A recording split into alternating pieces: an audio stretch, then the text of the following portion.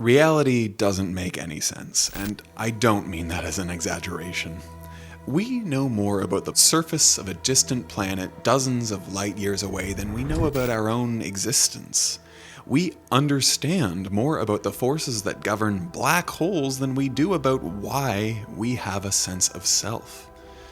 The thing we call reality collapses under even the slightest scrutiny. Yet, it's something that every single person who has ever existed has experienced. That is the paradox of reality. It is simultaneously the most familiar and the most mysterious thing we will ever encounter. So mysterious, in fact, that for most of our history, reality was taken at face value. The world is here because it is. Rocks are hard because they are. The sun rises because it does. Asking why was considered a bit of a fool's errand, like asking why water's wet. But eventually, those cracks started to appear. Philosophers, mystics, scientists, and ordinary people in strange states of consciousness all came to the same uncomfortable conclusion. Reality isn't as straightforward as it looks. If reality is so obvious, why do your senses contradict themselves? Why do entire traditions describe the world as an illusion? And why do physicists, the very people who claim to be the keepers of certainty, tell us that matter is mostly empty space, time isn't absolute, and nothing is as stable as it seems? The rabbit hole of reality goes deep, way deeper than you think. From personal accounts of altered states to sprawling systems of philosophy to cutting-edge science, we find the same impossible situation. What we think of as reality comes in levels, and the deeper you go, the stranger it gets. So let's dive in.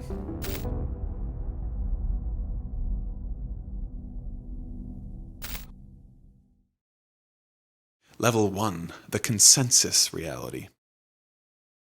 Level 1 is the surface, the one we all start on, the one we all more or less can agree on. Call it consensus reality. This is the world that you wake up in every morning. You brush your teeth, grab your keys, head out the door, and everything seems straightforward. Tables are solid, water's wet, and if you stub your toe on the way out, it's going to hurt. Things remain where you left them. Objects have boundaries. Everything else seems to be navigating the world the exact same way that you are. Consensus reality feels self-evident. The ground feels like ground. The air feels like air. But if you push just a little harder on these everyday assumptions, everything starts to wobble. Take your senses, for example. They're the only reason you believe that the world is out there. And yet, your senses are notoriously untrustworthy. Optical illusions trick your eyes. Mirages bend light into landscapes that don't exist. Phantom limb syndrome convinces amputees that a leg that has been cut off is still there. And this mirror trick literally convinces your brain that a fake arm that you put there by yourself is yours. Hallucinations create voices and visions out of nothing. Even something as simple as color blindness shows that two people standing side by side can be experiencing the world in completely different ways. Consensus reality is far less solid than it seems. Rather than objective truth, it's a stitched together agreement, a kind of unspoken contract between nervous systems that says, yes, this is the world, let's all pretend we're seeing the same thing. But at this stage, reality is just the stage set, the furniture of existence. And yet, as with any stage set, you can't help but wonder what's behind it. The rise of social media was meant to lead to greater human connections, to create a virtual amphitheater where we can spread our ideas and learn from one another. Unfortunately, it has instead become just rooms full of echo chambers, and even worse, it has become the death of our privacy. Our opinions, wants, and desires are all being tracked, categorized, and sold on the black market. Data brokers collect these fragments of your life and package them into lists that are then being sold to the highest bidder. There are real data broker lists with insane labels like Tough Start, Young Family, and Rural and Barely Making It that prey on the most vulnerable in our society. We are all sorted into categories for these predatory companies and bad actors to use to identify and harm us. This is the unfortunate reality that we are currently living in.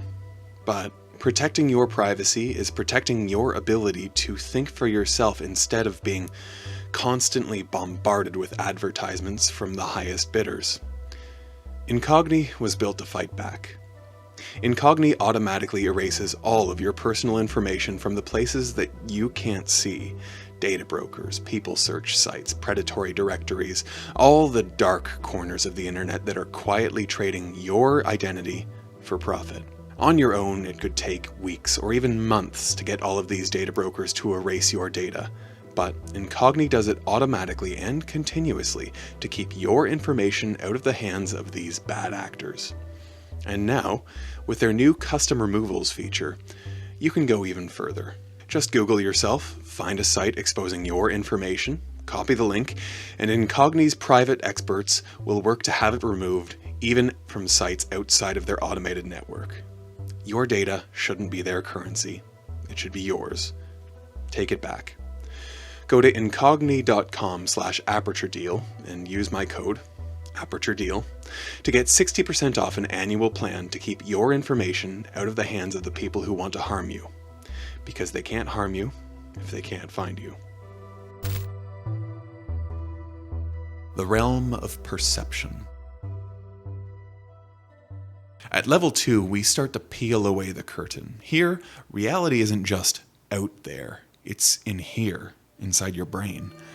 Your senses don't deliver reality directly, they deliver fragments, chaos. The world doesn't come pre-packaged in neat shapes and colors. It comes as wavelengths of light, vibrations of air molecules, chemical signatures drifting through space. And your brain has to do the heavy lifting of turning that chaos into something usable.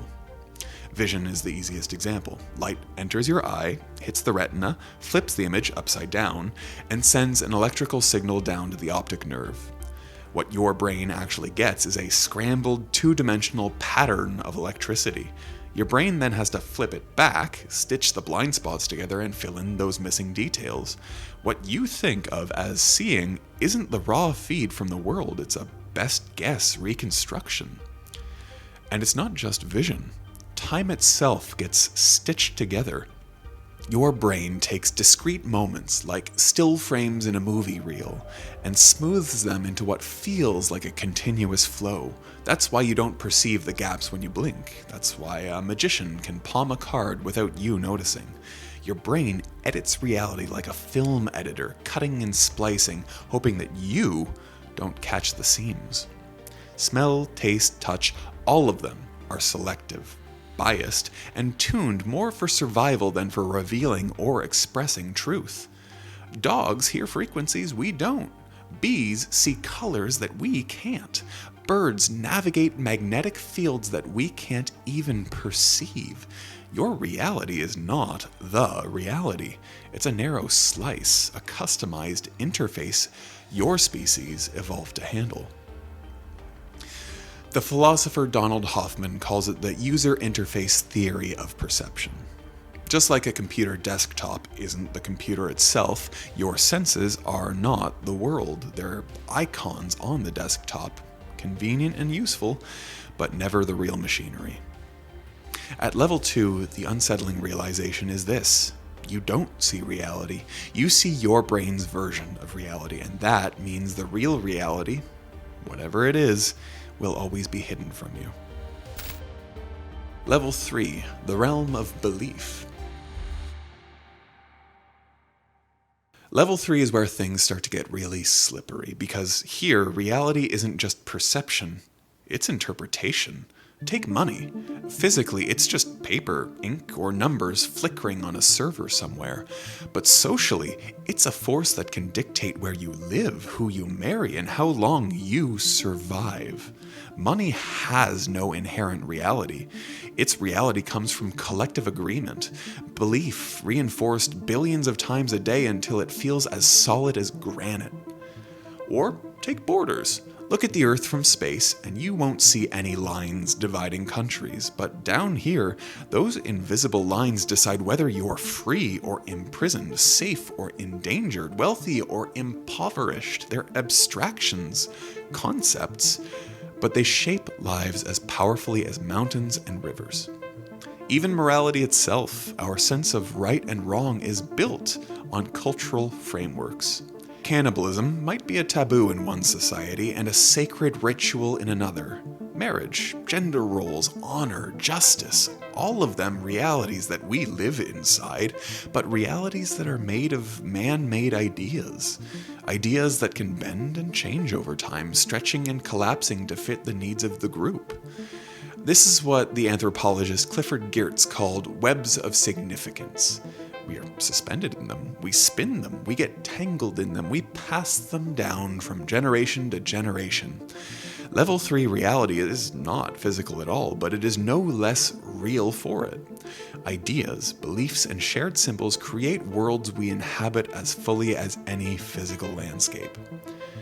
But here's the kicker. Because this level is built on interpretation, it can fracture. Competing realities can clash. One group's sacred truth is another's absurd fiction. And when those realities collide, wars are fought, nations fall, and entire ways of being vanish.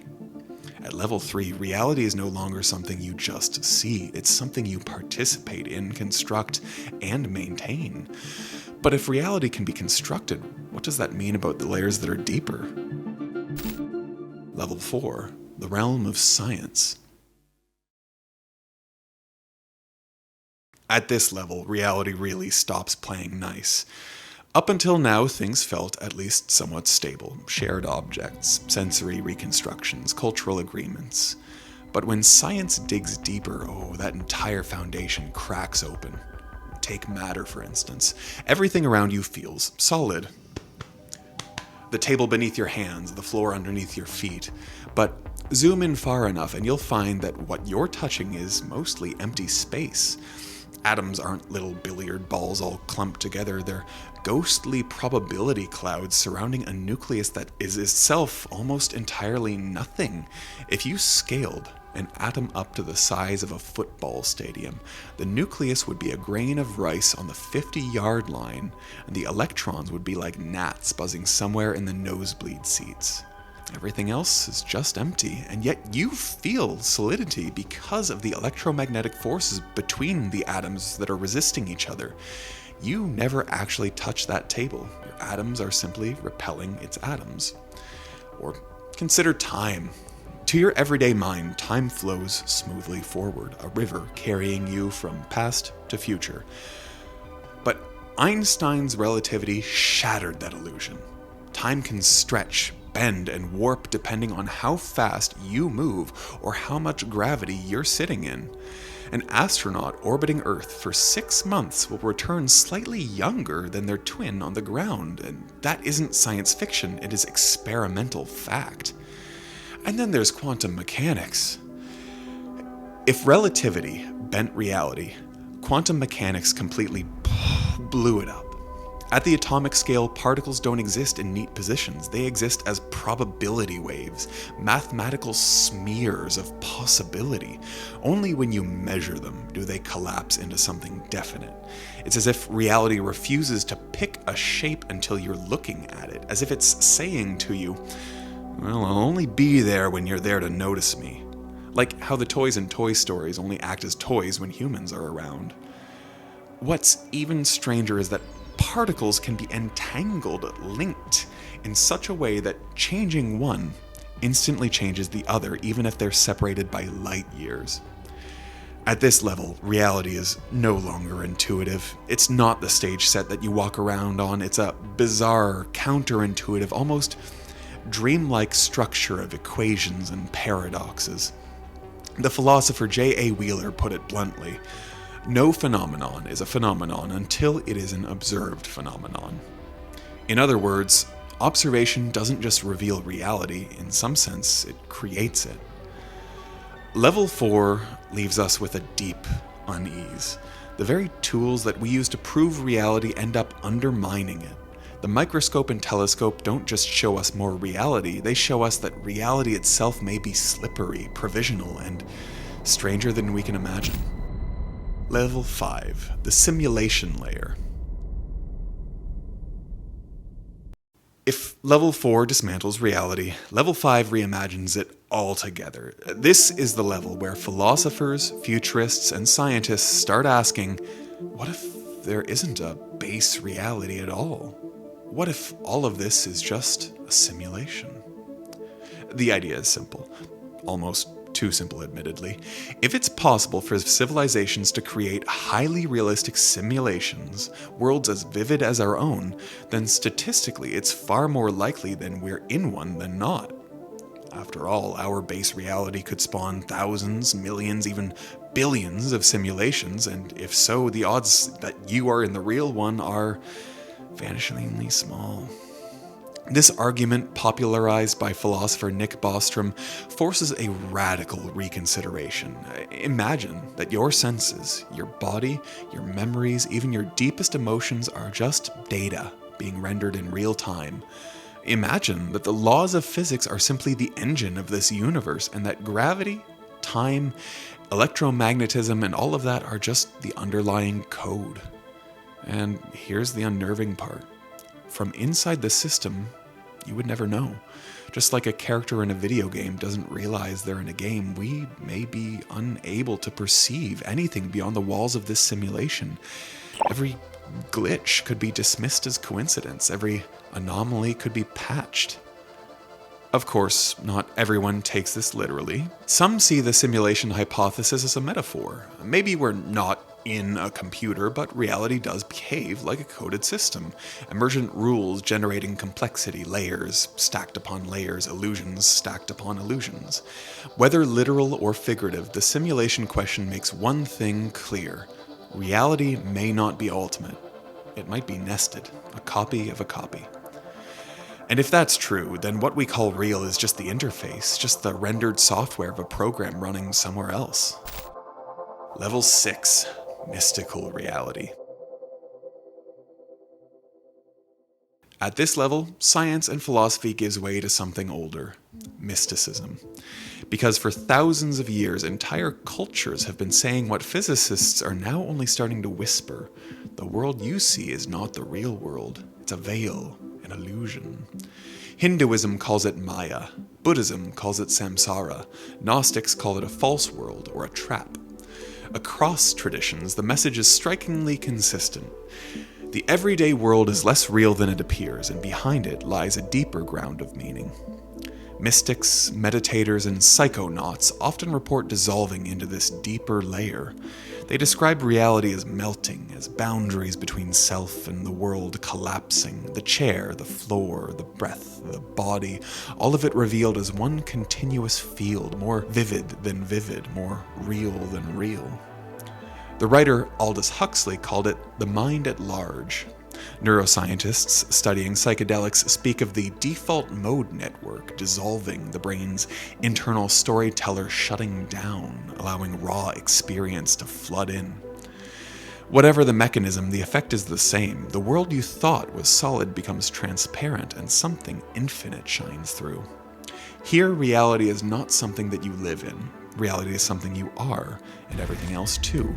The line between subject and object, self and other, collapses. What's left is unity, one vast, undivided whole. Level 6 raises profound questions. If this state feels more real than everyday life, which one should we call reality?